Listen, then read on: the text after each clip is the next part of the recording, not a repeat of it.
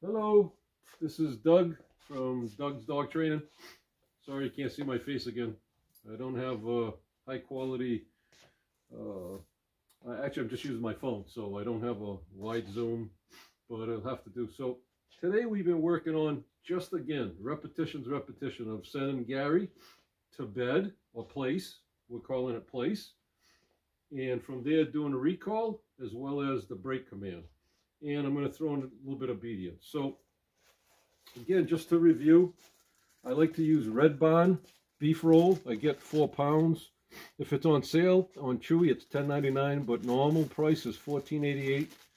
And again, that's for 4 pounds. So if you're willing to cut it up into the treat size for your specific dog, it's a big savings, because as one of my articles on my website goes, and that's like 2 years old, and prices are a lot more now, but you're talking 6 or 7 ounces, 6 or 7 ounces, not pounds, of cut up treats, and they're about the same quality as Red Barn.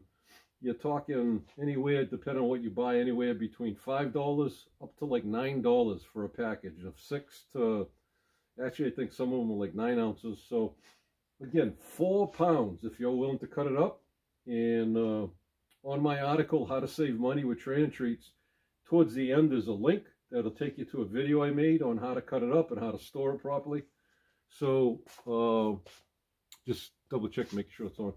So again, for Gary, this is about the size I use. Hopefully you can see it. If you're using anything other than a soft treat while we're working in the learning phase, typically a dog will chew, which means he's not paying attention to us.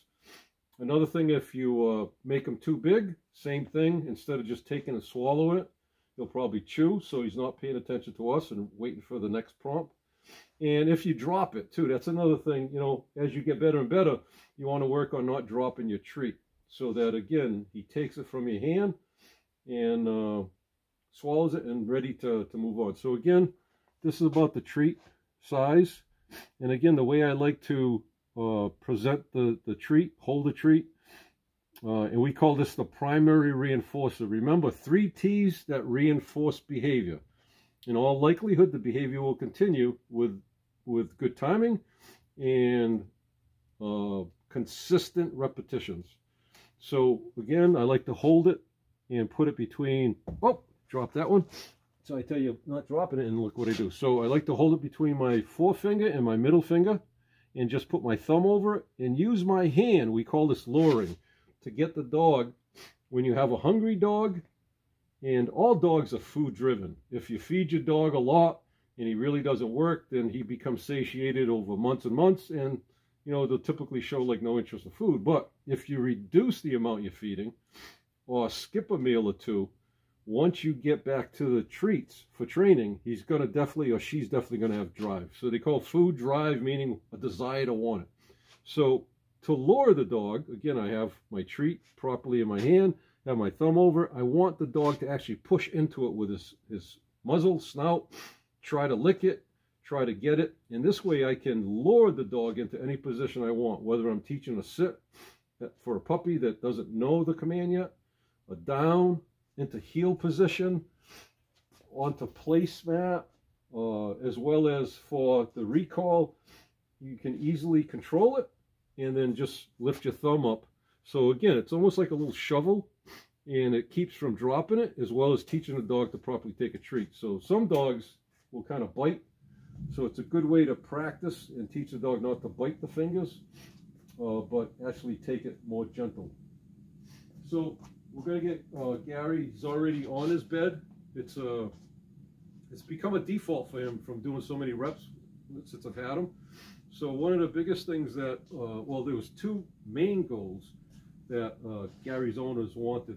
One was to go to a place and stay there, and the other one was to come when called. I call that the recall. That's what we all call it.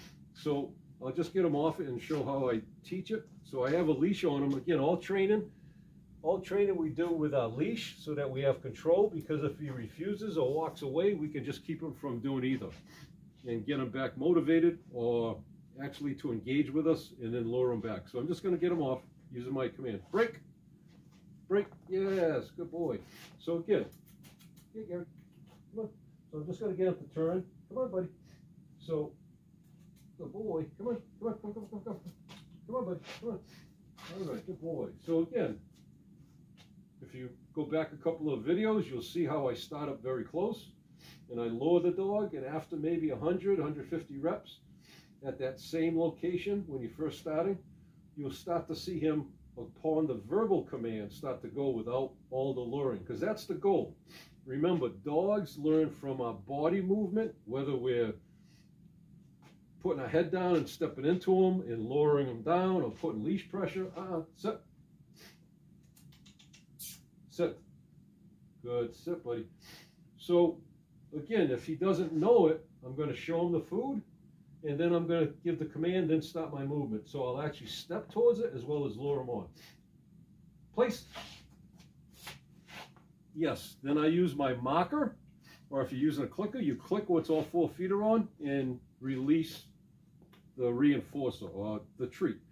So remember the 3 T's that are reinforcers. I don't think I said that at the beginning. I remember saying the 3 T's, but it's easy to remember. Treat or food, touch, praise, talking, those are reinforcers.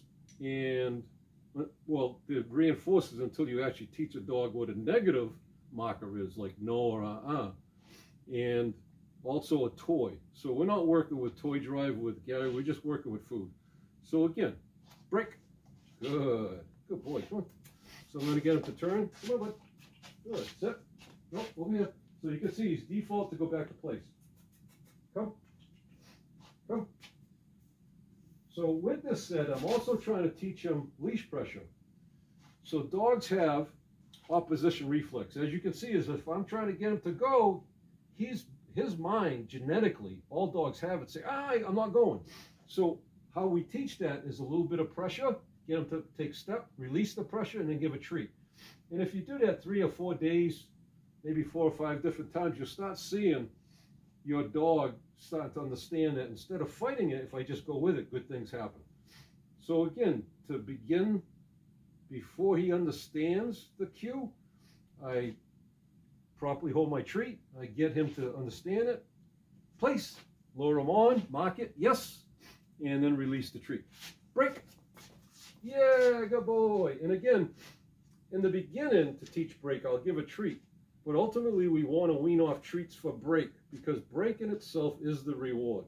You're letting the dog be free, getting off, not sitting, not downing, and all that stuff. So ultimately, I first teach so he understands break means I can free up. I'm giving a reward. But ultimately, and he's been with me day 8 now, ultimately, I'm not going to give it, I'm weaning off that so that he understands break, I can just get up. So again, sorry for my back here, sit. So what Gary's been doing this more, the goal is not to do the whole step and all the way. The goal is to start reducing. So maybe I only step a little bit, and it's a quick that way, and then when he gets on, I mark it, and I do reps, reps, reps. And then ultimately my goal is not to do any lowering over and not to step, so that he transfers over. Now science tells us a couple hundred reps. It may not be a couple hundred reps. It depends with the dog. Some dogs will pick it up sooner, depending how good of a trainer you are too, and understanding that you're weaning off the help with our body and our luring. So I want to get his attention. Place. Yes. So you can see now I'm starting to reduce all the body movement. I made a little movement, but he's off. Break. Yeah. So this time I'll give him a treat. Good boy, bud. All right. Come on. So now, come on, bud. Gary, sit. So I'll do a little bit of help, and get him on, mark it, and then I'll back off. Gary, Gary, Gary. Hey, place. Yes. Down. Good.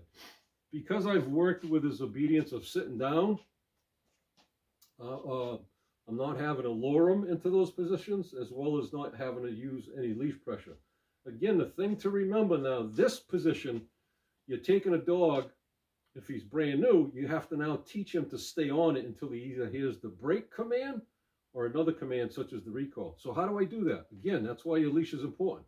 So if if I'm teaching up close like you would with a brand new dog, just learning it, or a puppy, I'm just going to use my body to block him from getting off and use my leash and say, and then recommand them. And again, just like anything else, you got to teach with consistent repetitions, be clear with them, and you start slow. So you may ask for like 10 seconds, and you do, I don't know, 2 days of training, 10 seconds, and break.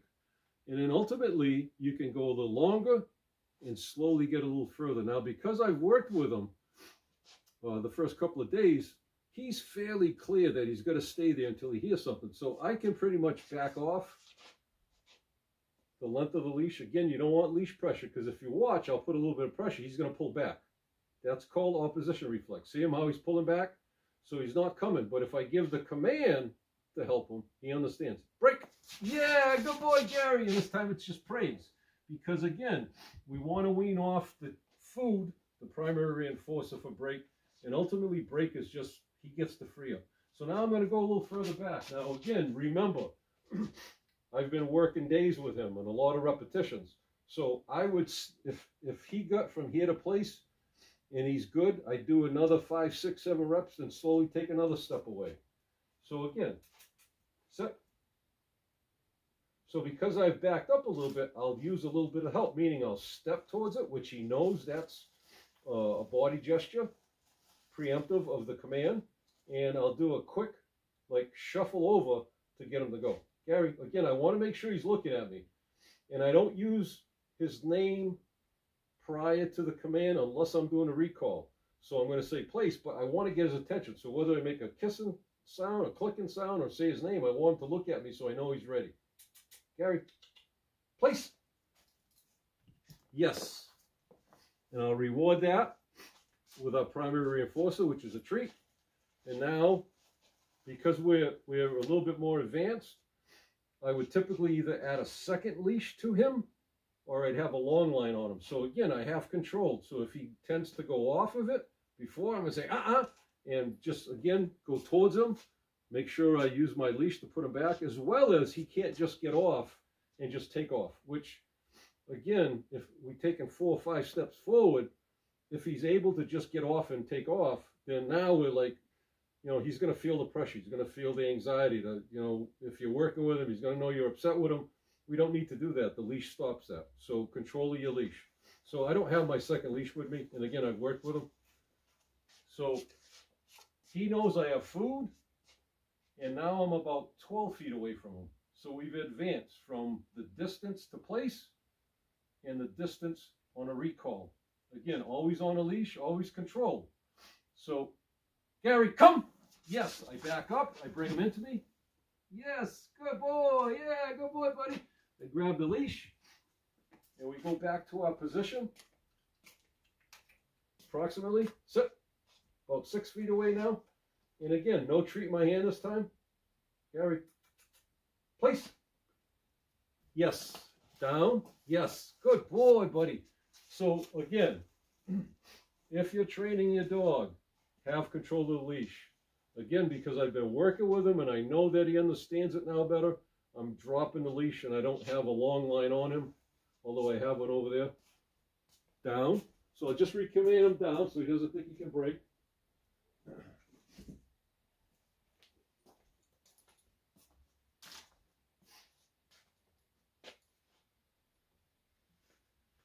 So this is one of my tracking lines from my, nope, down. So you see it started to move. So just a no or I've worked with enough teaching them what the word means. Good. Good boy.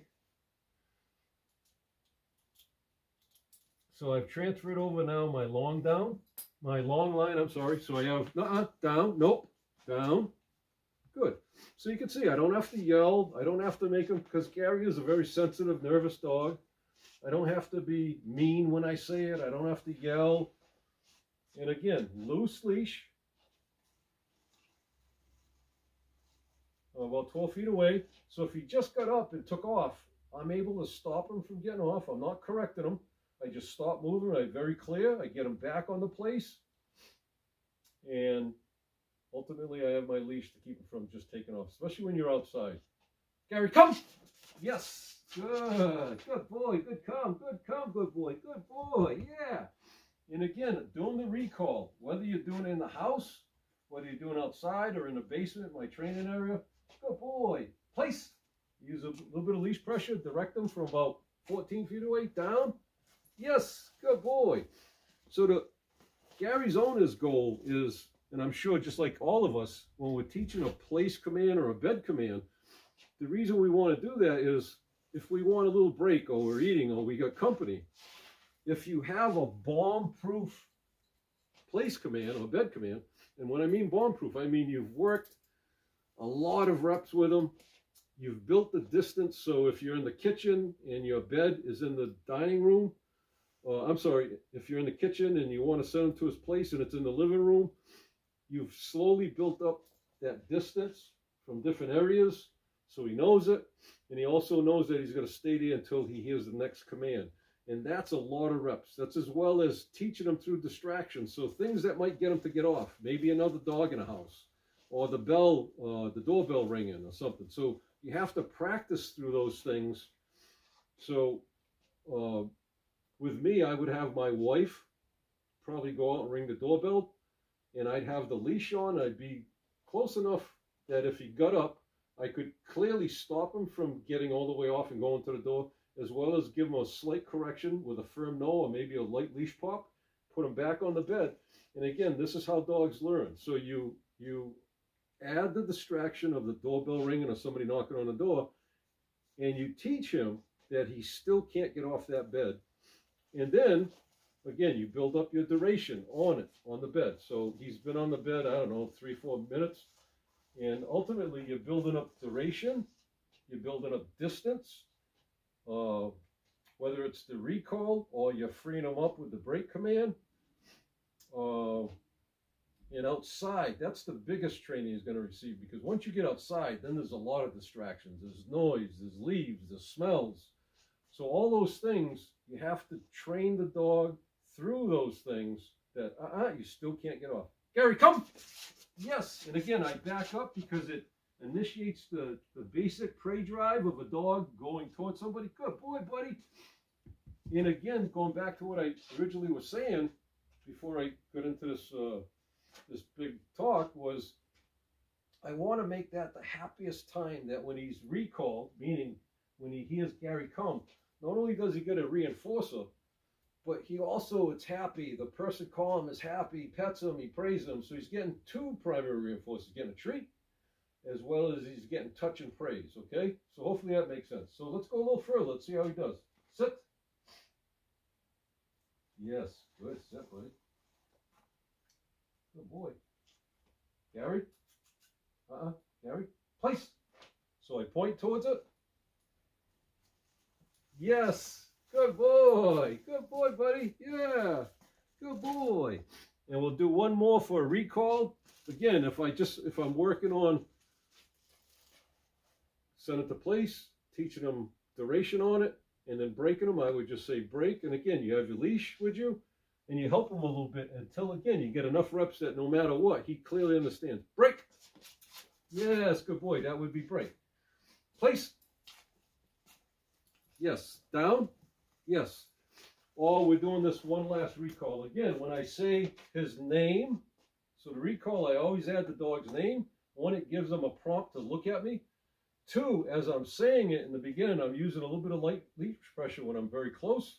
So I'm a little bit of pressure this way, and I'm backing up. And again, over reps, it's called classical conditioning. The dog learns to associate that mumbo jumbo that in the beginning didn't mean anything, but over time, consistent repetitions, and proper timing of your reinforcer with your marker system or your clicker, he just slowly transfers over. But again, dogs first learn through either luring or body movement. As I said, I'm doing this. So that's what he learns over and over. And he doesn't understand the word place until one day, all of a sudden, as we start not doing all this, maybe it's a slight. And then all of a sudden, before you know it, more and more reps, it's not even a step, it's like that. And then before you know it, we're slowly adding distance.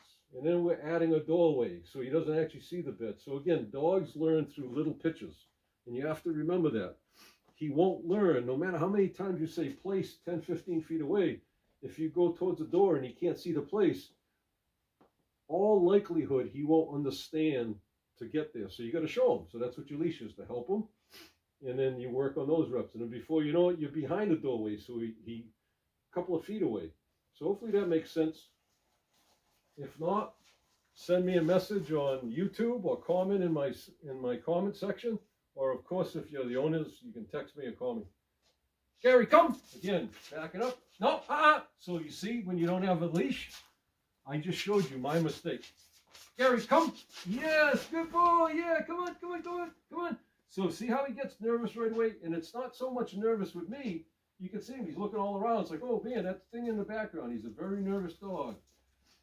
Good boy. And again, now that we have a marker system, what's great is now that we have a marker system, classically conditioned, that he understands when he is, yes, he did right, we don't have to give a treat right away. It could be 10, 15 seconds.